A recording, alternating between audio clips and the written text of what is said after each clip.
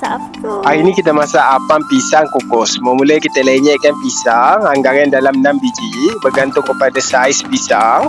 Lepas tu kita biarkan dia untuk seketika. Sementara tu kita boleh ayatkan tepung gandum.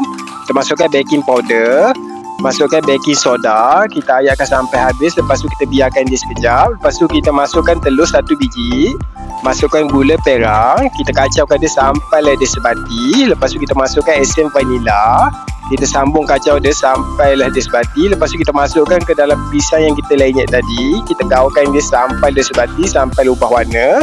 Lepas tu kita masukkan jus lemon, kita gaulkan dia untuk seketika. Lepas tu kita masukkan ke dalam tepung yang kita sudah ayak tadi, kita gaulkan dia sampai dia sebati semua. Lepas tu kita masukkan minyak.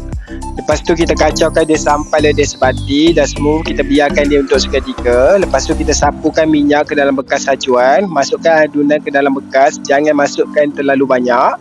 Lepas tu kita letakkan pisang yang sudah diiris, masukkan coklat chip. Bila semua dah siap, kita boleh masukkan ke dalam periuk kukus. Kita kukuskan selama 10 minit ke 15 minit.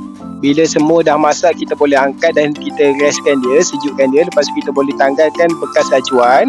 Bila semua dah siap, makanan boleh dihidangkan untuk minum pagi ataupun minum petang bersama air kopi.